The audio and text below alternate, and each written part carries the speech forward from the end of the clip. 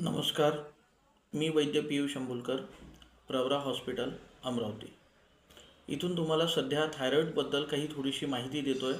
सर्व रुग्णांसाठी ती अतिशय आवश्यक आहे. मला रुग्ण वारंवार विचारतात की सर कुठल्या प्रकारचं पथ्य करायचं आहे, काय खायचं आहे, कुठल्या प्रकारचे प्राणायाम करायचे आहे, योगासन करायचे, व्यायाम करायचे आहे. त्याच्यासाठी हा व्हिडिओ विशिष्ट पद्धतीने बनवण्यात येत आहे.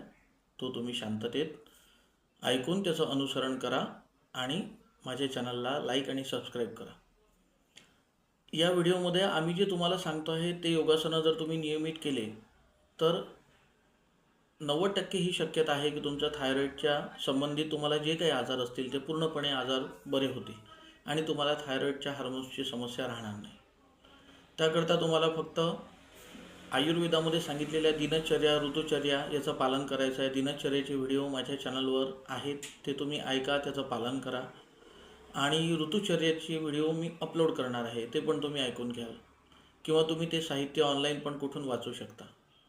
सध्या तरी तुम्हाला आपला मुख्य विषय थायरॉईड, याच्यासाठी मी योगासनं सांगतो आहे, ते तुम्हाला नियमित करायचे आहेत. आणि एक योगासन 2 मिनिट जरी तुम्ही केलं, त्याचा कालावधी हळूहळू वाढवत न्यायचा आहे. एकदम आपण ते योगासनं करू शकत नाही.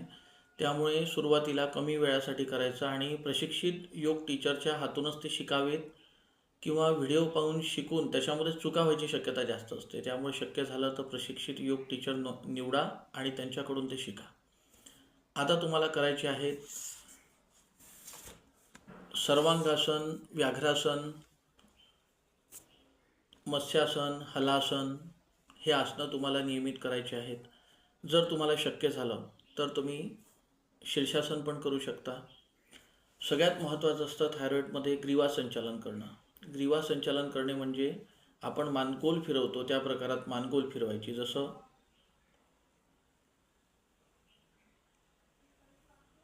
हे ग्रीवा संचालन आहे. तर या प्रकारे क्लॉकवाईज आणि अँटी क्लॉकवाईज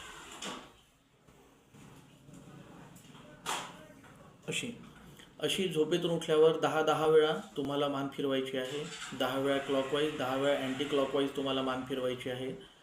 आणि हे सर्व योगासनं तुम्हाला रिकाम्या पोटी करायचे आहेत. काही सेकंदांपासून याचा कालावधी सुरू करून तुम्हाला लवकरच तो व्यवस्थित 2 मिनटं 2.5 मिनटांपर्यंत न्यायचा आहे. शरीराला जसं सहज शक्य होईल त्या प्रकारात करायचे आहे. खाताना तुम्हाला मुख्यतः सिंधव मीठच खायचं आहे, साधं मीठ खायचं नाही आहे. आणि तेल पण तुम्हाला सतत बदलत राहणं आवश्यक असतं. याच्यामध्ये मी सांगितलेल्या आसनांना परत एकदा मी रिपीट करतो. सर्वांगासन, व्याघ्रासन, हलासन, मत्स्यासन, शीर्षासन. आणि याच्यासोबत तुम्हाला दिवसातून 2 वेळा ओमचं उच्चारण करायचं आहे. ओमच्या उच्चारणामध्ये विशेषतः 3 शब्दांचा अंतर्भाव तुम्हाला करायचा आहे. एक आहे अ, ओम आणि नंतर म. जसा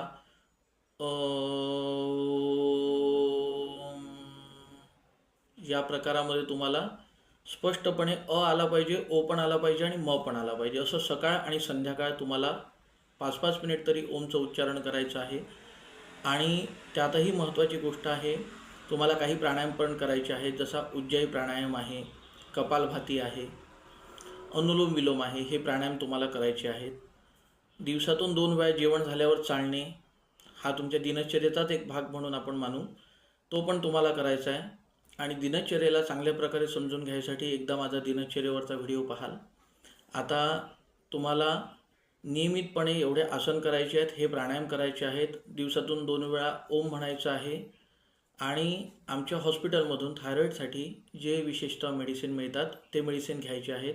हे सर्व तुम्ही नियमितपणे फॉलो केल्यास मला असं वाटते की 1 महिना किंवा जास्तीत जास्त 2 महिन्यामध्ये पूर्णपणे तुमच्या थायरॉईडची समस्या ही स्वस्थ होऊन जाईल. तुम्हाला थायरॉईड राहणार नाही. त्यामुळे काळजी घ्या, स्वतःच्या आरोग्याची काळजी घ्या आणि नियमितपणे ह्या सर्व गोष्टींना फॉलो करा. आणि थायरॉईडच्या सर्व रुग्णांनी अजून काही क्रिया करायच्या आहेत. त्या अशा की शक्य झालं सोसेल तसं कोमट पाणी प्यायचं आहे. आंघोळ झाल्याच्या नंतर हातावर थोडं खोबरेल तेल घ्यायचं आहे आणि आपलं जे थायरॉईड ग्लँड असते तिला या प्रकारे हळूहळू मसाज करायची आहे खालपर्यंत. तर इथपासून तर अशी या प्रकारे आणि हृदयाकडे अशी मसाज करायची हळूहळू आणि सर्व प्रकारे. मागून समोर, समोरून मागे, हृदयाकडे अशी हळूहळू हळूहळू स्वरयंत्राच्या आजूबाजूला थायरॉइड ग्लँड जिथे असतात तिथे पूर्ण भागाला मसाज करायची आहे. फक्त 2 ते 5 मिनिट मसाज करायची आहे सकाळी.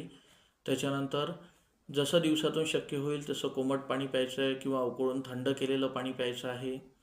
आणि याच्यासोबत शंख वाजवण्याचा सराव करायचा आहे. शंख तुम्हाला कुठल्याही पूजा सामुग्रीच्या दुकानात मिळतो, तो तिथून घ्यायचा आणि तो वाजवण्याचा प्रयत्न करायचा. कारण शंख वाजवल्याने पूर्णपणे वाजलाच पाहिजे असं नाही, पण तुम्हाला जेवढा जमेल, जसा जमेल तसा वाजवा.